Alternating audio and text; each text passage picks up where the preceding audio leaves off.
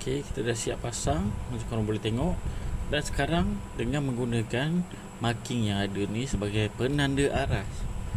So kat sini saya tunjukkan korang apa yang boleh jadi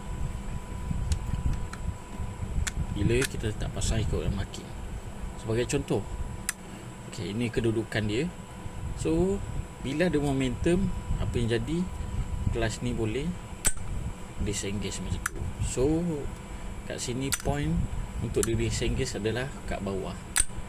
So dengan menggunakan marking yang ada, kita boleh tukarkan engagement point tu tadi kepada engagement point di bahagian atas. Saya try lagi sekali. Engagement point dia adalah pada bahagian atas. So kat sini kita dapat elakkan momentum yang ada dekat handle ni, membuatkan handle kelas ni boleh disengage secara tiba-tiba.